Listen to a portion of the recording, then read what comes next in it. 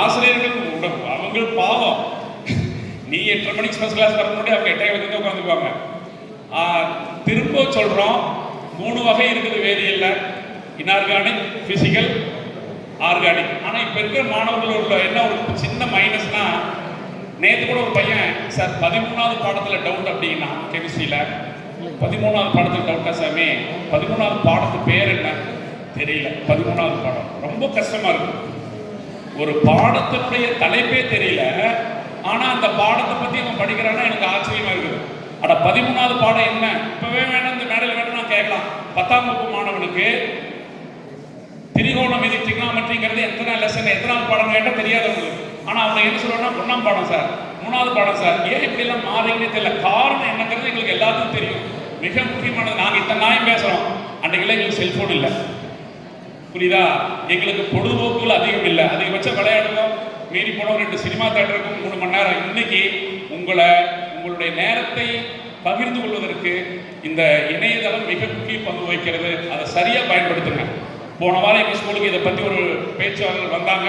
அந்த இணையதளத்தினுடைய முக்கியத்துவத்தை சொன்னாங்க. தயவு செய்து உங்கள் பெற்றோரை ஏமாற்றிட்டு எங்கள் டீச்சர் இந்த செல்ஃபோனில் தான் மெசேஜ் அனுப்புகிறேன், நாங்கள் வாட்ஸ்அப்பில் இருந்ததை அதைத்தான் நான் பார்க்குறேன்ட்டு தனியாக உட்காந்து நோண்டிட்டு ஹாய் குட் மார்னிங் எல்லாம் போட்டுட்டு இருந்தீங்கன்னா அதை வாட்டுக்குள்ளே போட்டு தள்ளிடும்.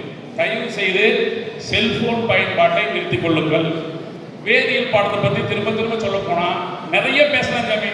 ஒன்னே பாடத்துடைய தலைப்பையாவது தெரிஞ்சு வச்சிருங்க. 13, 12, 8 சொல்லாதீங்க. அதே மாதிரி இந்த டெரிவேஷன்ஸ் இருக்கு, நேர்சன் ஈக்குவேஷன், கண்டர்சன் ஈக்குவேஷன் எல்லாம் இருக்கு. அது எல்லாத்தையுமே எழுதி பாருங்க. ஒரு தடவைக்கு பல தடவை எழுதி பாருங்க. அதெல்லாம் உங்களுக்கு யூஸ் ஆகும். அப்புறம் எங்களுக்கு நல்லாவே தெரியும், இப்போ சார் அன்பர் செய்யாருன்னு சொல்லும் போது 2006 17 வரைக்கும் இருந்த புத்தகங்கள் இருக்கக்கூடிய பாடங்களுடைய இதுக்கும் இப்போ நீங்க படிக்கிற பாடத்துக்கும் ஹெவி போர்ஷன்ஸ் சாதாரணம் இல்லை. சும்மா நாம் சொல்லிடுறோம். கணித பாடத்தை பொறுத்த வரைக்கும் வருவாரு.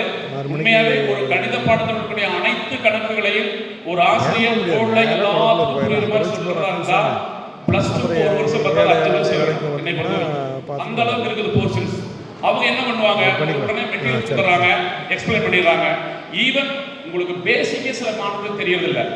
மேத்ஸ்ல இந்த பக்கம் டிவைட் ஆனது அந்த பக்கம் போனால் 2 பிராக்கெட் இருந்தால் அந்த 2 காமனாக பிரிக்கிறதோட தெரியாமல் இருக்கிறீங்க. அதையெல்லாம் அவாய்ட் பண்ணிட்டு ப்ராக்டிஸ் பண்ணுங்க. மேத்ஸை பொறுத்த வரைக்கும் குரூப் ஸ்டடி பண்ணுறதுக்கு யூஸ் ஆகும். 2 பேர் சேர்ந்துட்டு இந்த கணக்கு இப்படி இந்த கணக்கு எப்பவுமே ஒன்று நல்லா தெரிஞ்சுக்கோ. கணித பாடத்தை பொறுத்த வரைக்கும் உங்கள்கிட்ட ஒரு மாணவன் ஃப்ரெண்டு வந்துட்டு இந்த கணக்கு எப்படின்னா நீ மனமும் அவனுக்கு சொல்லிக் கொடு. ஏன்னா நீ சொல்லி கொடுத்தீங்கன்னா அவனுக்கு புரிஞ்சுக்குவ, நீ 10 தடவை படிக்கிறதுக்கு சமம். ஆகவே ஒவ்வொரு பாடமும் ஒவ்வொரு ஆக்சஸ் இருக்கு. பிசிக்ஸுங்கிறத பொறுத்த வரைக்கும் அண்டர்ஸ்டாண்ட் வித் மெமரி.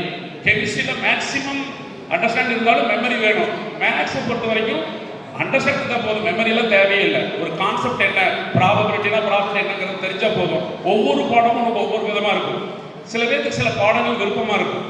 பட் விருப்பமான பாடத்தில் மார்க் வாங்கினாலும் உனக்கு நீ நினைக்கிற காலேஜ் ஃபீஸ் கிடைக்காது. எல்லா பாடத்துக்கும் ஈக்குவல் இம்பார்ட்டன்ஸ் கொடுங்க.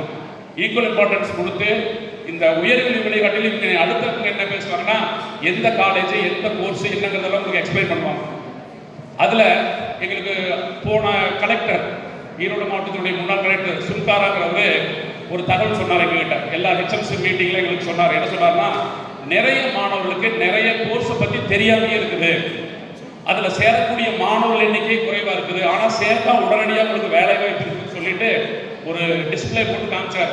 ஆனால் அது எதுவும் நம்ம மாநிலத்தில் இல்லை, வெவ்வேறு ஸ்டேட்டில் இருக்குது. பட் அதுக்கெல்லாம் நிறைய இதை உங்களுக்கு கேரியர் கைடன்ஸுங்கிற ஒரு இதே உங்களுக்கு ஸ்கூல் லெவலில் கவர்மெண்ட் ஸ்கூலில் இருக்குது.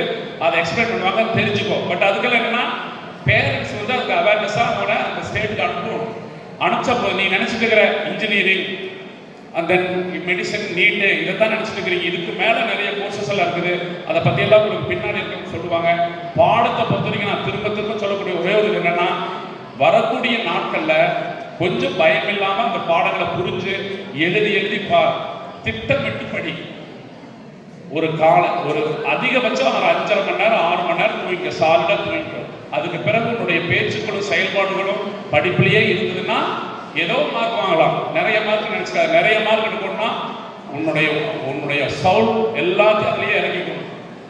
அப்போ நீங்க சொல்ல சார் எல்லாமே இருக்கு சார், ஆசையா தான் சார் இருக்குது படிக்கலான்னு, புரிய மாட்டேங்குது சார் அப்படின்னா அதுக்கு தான் ஆசிரியர் இருக்கிறோம். வெட்கமே படாத. சார் இது எப்படி சார், என்னன்னு சொல்லுங்க, இது எப்படி நான் எழுதி பார்க்கறேன்னு சொன்னீங்கன்னா உங்களுக்கு தேர்வுல ஒவ்வொரு இடமும் பேப்பர் கொடுக்கும்போது உங்களுக்கு சொல்லுவாங்க இதெல்லாம் இப்படி தப்பு பண்ணிக்கிறேன் அப்படின்னு. அது எல்லாத்தையும் அடுத்த தேர்வுகள் வராமல் பார்த்துக்கிட்டு உங்களுடைய படிப்பை கவனத்தோட பார்த்துக்கணும். இப்போ நான் எங்கள் ஸ்கூலில் முன்னாடி ஒரு பெரிய ஃப்ளக்ஸுக்கு வச்சிருக்கிறோம். அதில் இருக்கக்கூடிய ஒரே ஒரு வாசகம் தான் அனைத்துக்கும் இருக்கும், சொல்லிக் கொடுத்து யாரும் கற்றுக்கொள்வதில்லை. நாங்கள் சொல்லிக் கொடுக்குறோம், யாரும் கற்றுக்க முடியாது, கவனிப்பவர்கள் மட்டுமே கற்றுக்கொள்கிறார்கள். புரியுதா? யாரெல்லாம் நாங்கள் சொல்றத கவனத்தோட கவனிக்கிறோம் அவங்க தான் கற்றுக்க முடியும். சொல்லிக் கொடுத்து நாங்கள் சொல்லிக் கொடுத்துட்டோம். இப்போ திரும்ப ஒன்று சொல்ற ஆசிரியரை பற்றி, நீ ஒரு நல்ல மதிப்பெண் எடுத்தீங்கன்னா உடனே நான் சொல்லிக் கொடுத்தேன் நான் நினைப்பேன், நீ ஃபெயில் ஆகிட்டீங்கன்னா அவன் படிக்கல அப்படின்னு. இதுதான் ஆசிரியர் நடத்தக்கூடிய பொதுவான பண்பு. நீ நல்லா மார்க் எடுத்தீங்கன்னா அடுத்த நிமிஷம் நான் எங்கிட்ட படிச்சதுங்க அதே வகுப்புல ஒரு மாணவன் ஃபெயில் ஆகுதுன்னா அவன் படிக்கலீங்க. ஸோ இதெல்லாம் நிறைய நடைமுறை. பட் மாணவர்கள் உங்களுக்கு தான் தெரியும் நாம் எந்த ஸ்டேஜில் இருக்கிறோம், நாம் எப்படி படிச்சா ஸ்கோர் பண்ணாரு. எல்லாரும் சட்டம் எடுக்க முடியாது, எல்லாரும் 89 எடுக்க முடியாது. ஆனால் எடுக்கிற மார்க் மட்டுமே உன்னுடைய லைஃப்பை கைட் பண்ணனா நீ போகக்கூடிய பாதை. இதுக்கு பிறகு காலேஜ் போவீங்க, அதுக்கு பிறகு போட்டி தேர்வு இருக்குது. இந்த மாதிரியான ஒவ்வொரு தேர்வுகளையும் நீ எப்படி ரிஸ்க் எடுக்கிறியோ அதுதான் உனக்கு கிடைக்கும். சுருக்கமாக இப்போ சொல்ல போனால், நாங்கள்லாம் படிக்கும் போது இப்போ வல்லுவரையை பார்த்து நாங்கள் கேட்போம், ஐயா எங்களுக்கெல்லாம் பாடத்தை சொல்லிக் கொடுத்தீங்க, எங்களுக்கு வாக்கியம் சொல்லிக் கொடுக்கல. ஏன்னா நாங்களும் +2 10th முடிச்சப்போ வந்த மார்க் ஒன்று போய் நீட்டுறோம். அவங்களும் மார்க்கை பார்த்து இந்த குரூப் அப்படின்னு அனுப்புறாங்க. இன்னைக்கு உங்களுக்கெல்லாம் பேரண்ட்ஸ் 1000 திட்டமிடல் இருக்கு.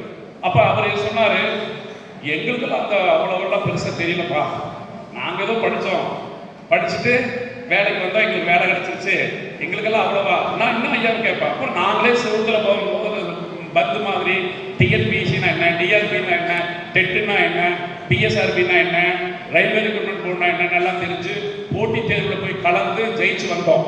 ஆனால் இன்னைக்கு போட்டித் தேர்வுங்கிறது மிக மிக கடினமாக இருக்குது. 0.002% தான் நீ செலக்ட் ஆக முடியும். 8 லட்சம் பேர் எழுதக்கூடிய ஒரு தேர்வில் 2000 பேர் தான் கவர்மெண்ட் எடுக்குது. 8 லட்சம் மாணவர்கள் எழுதுறாங்க. நல்லா புரிஞ்சுக்குங்க, ஒரு நல்ல போஸ்ட்டுக்கு போகணும்னா 8 லட்சம் பேர் பதிவு பண்ணுறாங்க. அதில் எடுக்கக்கூடிய ஆட்கள் 2000 பேர் தான். அப்போ உனக்கு அந்த வாய்ப்பு ப்ராபபிலிட்டி எவ்வளோன்னா ஜஸ்ட் 0.002%. அப்போ எவ்வளவெல்லாம் போட்டி இருக்குதுன்னா அதுக்கு தகுந்த தயார் பண்ணிக்கோ. திரும்பவும் சொல்கிறோம், +2 and 10th மாணவர்களுக்கு மிக முக்கியமாக பொறுப்பாக படிங்க. இருக்கிற நாள் வேஸ்ட் பண்ணாதீங்க. இன்னைக்கு மத்தியானமே நீங்கள் போனாலும் அதுக்கு அடுத்து நாம் படிக்கணுங்கிற திட்டமிட்டு நல்லா படிங்க. உடல் ஆரோக்கியத்தை மிக முக்கியமாக கவனிச்சுங்க. வாய்ப்புக்கு நன்றி, வணக்கம்.